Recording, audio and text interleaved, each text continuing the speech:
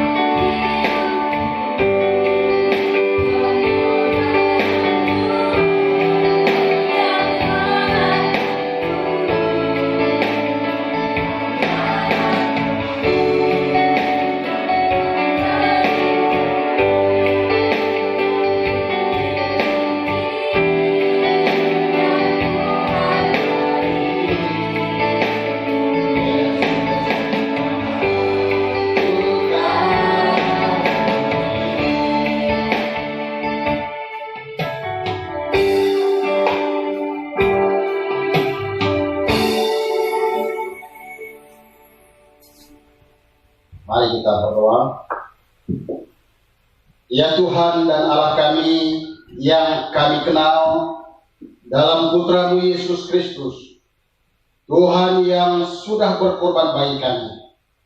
Hari ini kami bersyukur karena kami boleh mengenang kembali bagaimana pengorbanan Yesus Kristus di atas kayu salib. Engkau yang sudah mati, bangkit, mengalami kemenangan, dan menjamin kami semua untuk boleh menang bersama-sama dengan Tuhan. Kami bersyukur Tuhan hari ini untuk ibadah yang kami laksanakan, persembahan yang sudah diberikan oleh anak-anak Tuhan yang ada. Tuhan juga memberkati usaha pekerjaan, masa depan, keluarga rumah tangga mereka, sehingga lewat apa yang sudah kami lakukan hari ini, untuk hormat kemuliaan bagi nama Tuhan semata-mata, kami mau belajar firman Tuhan. Urapi hamba-Mu dengan kuat kuasa Roh Kudus. Biarlah hamba-Mu boleh mengkomunikasikan firman Tuhan hari ini, dan kami semua boleh mengerti, bertumbuh dalam perkara rohani, berbuah-buah, dan menjadi saksi Kristus. Di dalam nama Yesus kami sudah mempersiapkan diri kami hari ini bersama-sama. Haleluya. Yang percaya katakan amin. Baik Bapak Ibu, kami mengucapkan selamat pagi, selamat hari Minggu, dan juga selamat merayakan tentang kebangkitan Yesus yang sudah berkorban bagi kita semua. Sehingga hari ini kita bersyukur di tengah-tengah situasi yang terjadi. Tuhan izinkan kita untuk tetap boleh beribadah dan mendengarkan firman Tuhan. Hari ini kita akan melihat firman Tuhan dari Injil Markus pasal 16 ayat 1 sampai ayat yang ke-8. Injil Markus pasal 16 ayat 1 sampai 8. Kalau sudah dapat alamat firman Tuhan, saya akan baca untuk kita. Kebangkitan Yesus. Setelah lewat hari Sabat, Maria Magdalena dan Maria ibu Yakobus serta Salome membeli rempah-rempah untuk pergi ke kubur dan meminyaki kaki Yesus. Dan pagi-pagi benar pada hari pertama minggu itu, setelah matahari terbit, pergilah mereka ke kubur. Mereka berkata seorang kepada yang lain, siapa yang akan menggulingkan batu itu bagi kita dari pintu kubur? Tetapi ketika mereka melihat dari dekat, tampaklah batu yang memang sangat besar itu sudah terguling. Lalu mereka masuk ke dalam kubur, dan mereka melihat seorang muda yang memakai jubah putih duduk di sebelah kanan. Mereka pun sangat terkejut. Tetapi orang muda itu berkata kepada mereka, jangan takut, kamu mencari Yesus, orang Nazaret yang disalibkan itu. Ia telah bangkit, ia tidak ada di sini. Lihat, inilah tempat mereka membaringkan dia.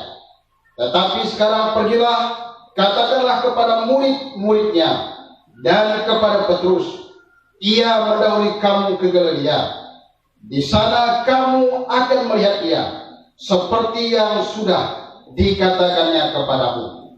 Lalu mereka keluar dan lari meninggalkan kubur itu, sebab gentar dan dahsyat menimpa mereka. Mereka tidak mengatakan apa-apa kepada siapapun juga, karena takut. Dengan singkat, mereka sampaikan semua pesan itu kepada Petrus dan teman-temannya. Sesudah itu Yesus sendiri dengan perantaraan murid-muridnya memberitakan dari timur ke barat berita yang kudus dan tak terbinasakan tentang keselamatan yang kekal itu. Bapak Ibu jemaat dikasihi Tuhan, lewat renungan firman Tuhan hari ini, saya akan memberikan tema untuk kita, yaitu kebangkitan Yesus membawa pengharapan dan pemulihan. Kebangkitan Yesus membawa pengharapan dan pemulihan. Mengapa demikian? Oleh karena dalam firman Tuhan pernah berkata, seandainya Yesus tidak bangkit, maka sia-sialah iman kita, sia-sialah kepercayaan kita, dan sia-sialah ibadah kita. Tetapi karena Yesus yang mati, bangkit pada hari yang ketiga, mengalahkan maut, sehingga hari ini kita beroleh kemenangan bersama dengan kebangkitan Yesus dari antara orang mati. Nah, Bapak Ibu jemaat dikasihi Tuhan, kebangkitan Yesus membawa pengharapan dan pemulihan. Yang pertama, kalau kita baca, saya simpulkan dari ayat 1 sampai yang kedua tadi, supaya kita mengalami pembaharuan hidup. Supaya kita mengalami pembaharuan hidup. Di sana dikatakan para perempuan yang ada, mereka masih berkutat di sekitar pemikiran bahwa Yesus itu masih mati. Tetapi rupanya kalau kita perhatikan, tak kala mereka datang ke kubur itu, mereka melihat bahwa pintu kubur itu, batu besar yang untuk kubur itu dikatakan sudah digulingkan dan Yesus sudah bangkit. Nah, tindakan wanita-wanita di pagi hari untuk merempahi mayat Yesus tidak ada lagi gunanya, karena Yesus yang mereka cari sudah bangkit.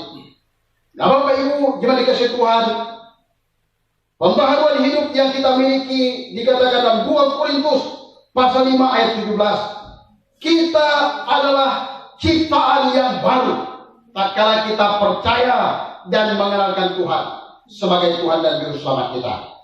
Nah, sehingga lewat peristiwa kebangkitan Yesus, kita jangan lagi hidup dalam kebiasaan atau budaya lama yang bergaul dengan barang-barang yang fana, seperti penyembahan nenek moyang kita, penyembahan kepada kayu, batu, dan lain sebagainya yang dianggap bisa memberikan pertolongan. Tetapi mari kita bangkit, mari kita tinggalkan kebiasaan, kita tinggalkan sifat, kelakuan, dan gaya hidup yang lama. Mulailah hidup baru dan penuh pengharapan, serta mulailah kita berjalan melangkah bersama-sama dengan Tuhan. Oleh karena apa? Oleh karena Yesus yang mati itu, dia sudah mengalahkan maut. Alam maut tidak mampu menguasainya. Dia bangkit dan memberikan pembaharuan hidup bagi kita semua yang percaya kepada Tuhan. Nah, sehingga dengan demikian, mari sebagai orang percaya kepada Tuhan, kita mau supaya kita meyakini bahwa tatkala kita percaya kepada Tuhan, dikatakan kita sudah mengalami kemenangan dan meninggalkan gaya hidup kita yang lama, kebiasaan lama yang tidak memuliakan Tuhan, dan beroleh pembaruan hidup bersama dengan kebangkitan Yesus yang telah mengalahkan maut. Lalu yang kedua, kalau kita perhatikan, yang kedua, kebangkitan Yesus membawa pengharapan dan pemulihan. Saya simpulkan dari ayat 3 sampai 6, yaitu supaya kita beriman dan percaya. Persoalan Maria Magdalena dan rekannya yang lain adalah batu besar yang sedang menutup pintu kubur Yesus. Begitu juga dengan kita yang ada hari ini. Kadangkala di dalam kehidupan kita, kita mengalami persoalan, ada batu-batu masalah yang menjadi penghalang iman kita untuk kita bisa bertumbuh dalam perkara rohani, sehingga seolah-olah membuat kita tidak berdaya, membuat kita stres. Perhatikan dengan seksama bahwa Yesus yang telah bangkit itu penuh kuasa, sehingga batu penutup pintu kubur kemustahilan sudah terguling. Yesus bangkit. Kalau kita perhatikan, hal yang diperlukan di sini adalah iman. Hal yang diperlukan di sini adalah percaya bahwa Dia yang hidup telah membuka jalan bagi kita. Dan dengan demikian, Dia mau kita terus berjalan, terus berjuang, terus berusaha, percaya dengan iman yang teguh bahwa Tuhan yang bangkit sanggup melakukan segala perkara. Sehingga kita harus percaya dan yakin bahwa Yesus yang ada, Dia sudah bangkit. Jangan kita ragu-ragu. Salah satu murid Yesus dikatakan Thomas, dia ragu-ragu. Sehingga tatkala dikatakan Yesus bangkit, dia berkata, aku tidak percaya sebelum aku mencucukkan jariku ke lambungnya. Sehingga apa yang dikatakan? Akhirnya Yesus datang kepada Thomas. Sehingga akhirnya Thomas percaya bahwa Yesus yang mati bangkit mengalami kemenangan. Sehingga dia beroleh iman, dia percaya, termasuk kita yang ada hari ini. Artinya pesan Paskah yang begitu kuat bagi kita hari ini tentang kuasa kebangkitan Yesus. Percaya saja, kuasanya ajaib dan heran dan sanggup memberikan kemenangan bagi kita bersama-sama. Nah, oleh karenanya Bapak Ibu, dalam momen Paskah kali ini, dalam kita merayakan kebangkitan Yesus, kita diminta supaya kita percaya dengan iman, yakin bahwa Yesus yang mati, Dia sudah mengalahkan maut. Sehingga kita percaya dengan iman kita bahwa Dia sudah menang dan menjamin kemenangan bagi kita bersama-sama. Lalu yang ketiga, kalau kita perhatikan, yang ketiga, kebangkitan Yesus membawa pengharapan dan pemulihan. Saya simpulkan dari ayat 7 dan 8, ialah supaya kita tetap semangat memberitakan Injil. Supaya kita tetap semangat memberitakan Injil. Nah, berita Injil dikatakan adalah berita yang kudus dan tidak terbinasakan. Sehingga ada banyak orang ingin menghambat pemberitaan Injil. Sehingga dikatakan makin dihambat, makin merambat. Itulah berita Injil. Oleh karena berita Injil adalah berita tentang keselamatan daripada Tuhan.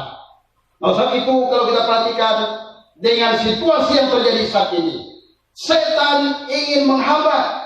Setan mulai bertepuk tangan melihat orang percaya sudah tidak lagi berkumpul. Tetapi akhirnya setan terkejut melihat bahwa mimbar-mimbar yang ada sudah mulai pindah kepada keluarga-keluarga di rumah. Artinya Yesus yang diberitakan dalam Injil itu sudah didengar di rumah-rumah. Sehingga akhirnya setan ketakutan, setan gemetar. Oleh karena Yesus, berita Injil yang disampaikan dikatakan dapat didengar oleh semua umat Tuhan, walaupun di rumah, tetapi mereka tetap bisa mendengar firman Tuhan dengan baik.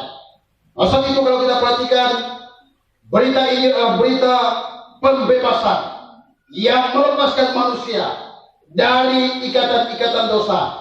Sehingga dalam firman Tuhan dalam Yesaya pasal 52 ayat 7, begitu indahnya kelihatan dari puncak-puncak bukit kedatangan pembawa berita yang membawa berita damai, yang membawa kabar baik, yang mengatakan berita selamat dan berkata, Sion, Allahmu Raja. Nah, artinya Bapak Ibu, kalau demikian, berarti dalam momen Paskah ini tentang kebangkitan Yesus, kita harus giat memberitakan Injil selagi ada kesempatan. Dalam firman Tuhan, Rasul Paulus pernah berkata dalam 1 Korintus pasal 9 ayat 16, celakalah aku jika aku tidak memberitakan Injil. Maka dengan momen yang ada hari ini, kita mau menjadi pemberita Injil. Hidup yang Tuhan berikan pada kita hari ini, saat ini, kekuatan yang ada pada kita dikatakan harus kita pertanggungjawabkan di hadapan Yesus, Hakim yang adil, yang sudah bangkit dari kematian, mengalahkan maut, Pertanyaannya untuk kita hari ini, sudahkah kita memberitakan Injil dalam kehidupan anak-anak kita? Sudahkah kita memberitakan Injil dalam kehidupan istri, suami, mertua, menantu, rekan sekerja yang masih Tuhan berikan bagi kita hari ini? Nah, karenanya ada satu pujian yang mengatakan hidup ini adalah kesempatan. Artinya hari ini, saat ini, detik ini Tuhan masih izinkan kita boleh ada dengan kebangkitan Yesus, supaya kita tetap semangat memberitakan Injil, sehingga dimanapun kita berada, kapanpun kita ada, dan di tengah-tengah siapapun kita ada, marilah kita hadir menjadi pembawa berita Injil, berita keselamatan, berita kesukaan, berita kemenangan, dan berita Yesus yang dahsyat yang sudah mengalahkan maut, sehingga menjamin kita semua yang ada hari ini, supaya kita dalam kesempatan yang ada menjadi pemberita-pemberita Injil, mulai dari keluarga, di tengah-tengah pekerjaan, di tengah-tengah masyarakat, dan siapapun yang kita jumpai, kita beritakan Injil. Oleh karena apa? Tatkala mereka tidak mendengarkan Injil, sehingga mereka hidup di dalam kebinasaan. Tetapi tatkala kita menjadi pemberita-pemberita Injil, kita yakin mereka percaya, bertobat, sehingga mereka akan hidup bersama-sama dengan Tuhan. Demikianlah firman Tuhan hari ini. Biarlah kita semua diberkati, dan lewat perayaan Paskah kali ini kita melihat pesan firman Tuhan yang sudah kita dengar, bahwa dikatakan kebangkitan Yesus membawa pengharapan dan pemulihan. Yang pertama tadi, supaya kita mengalami pembaruan hidup, meninggalkan kebiasaan lama kita, dan hidup baru bersama-sama dengan Tuhan. Lalu yang kedua tadi dikatakan kebangkitan Yesus membawa pengharapan dan pemulihan, supaya kita beriman dan percaya bahwa Yesus sudah bangkit, mengalami kemenangan dan menjamin kemenangan kita.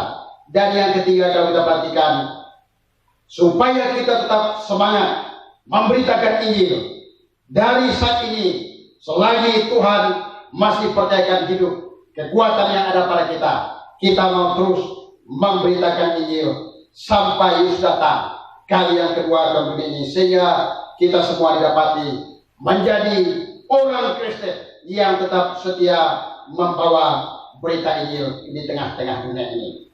Amin. Mari kita berdoa. Ya Tuhan dan Allah kami, hari ini kami bangga oleh karena kami punya Tuhan yang tidak mati selama-lamanya.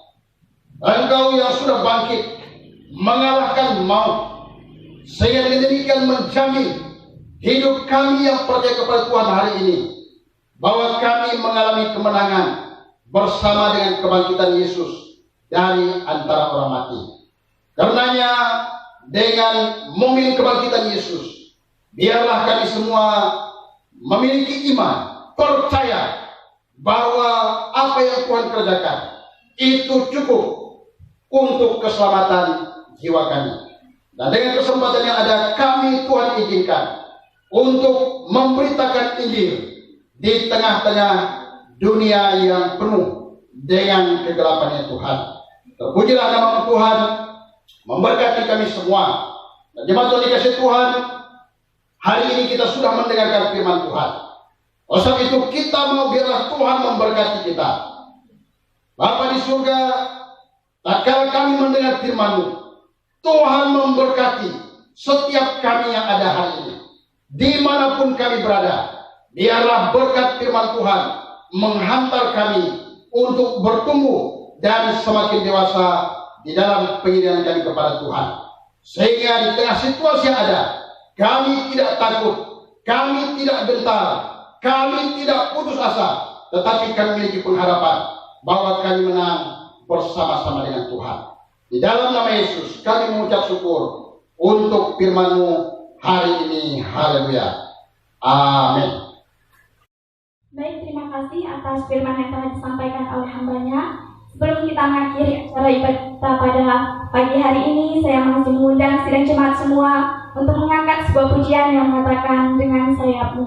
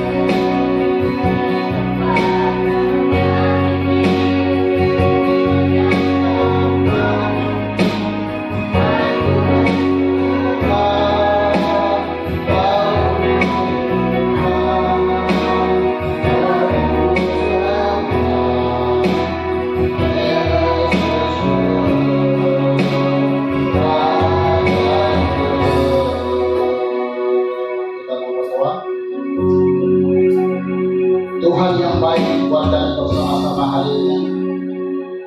Puji syukur kami naikkan kehadirat Tuhan yang Maha Kuasa, karena Tuhan sudah memimpin ibadah kami dari awal, pertengahan sampai selesai. Saat ini kami akan kembali ke rumah kami masing-masing. Pasal itu suruh kita kembali ke tempat kita masing-masing. Jemaat yang dikasihi Tuhan, terimalah berkat daripada Tuhan. Tuhan memberkati engkau dan melindungi engkau.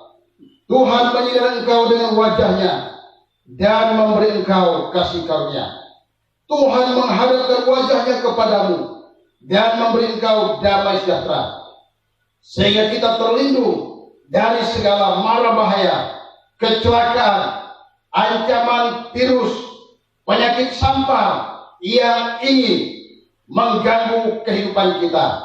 Biarlah kita terlindung oleh karena kuat kuasa daripada Tuhan semata-mata.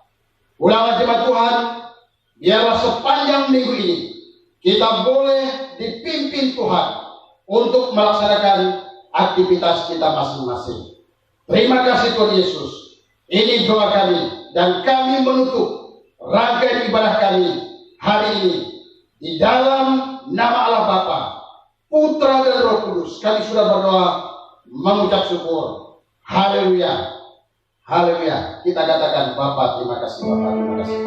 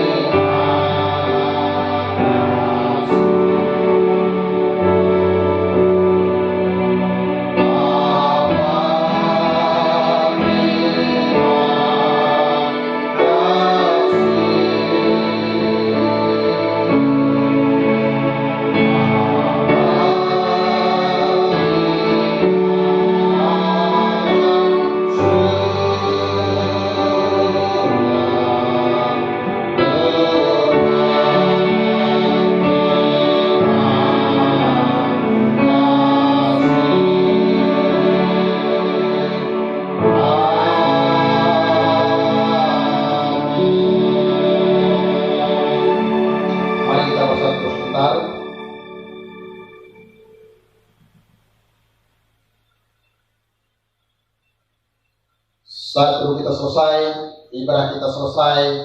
Selamat siang, salam Bapak Ibu dikasih Tuhan. Selamat merayakan Paskah. Tuhan memberkati.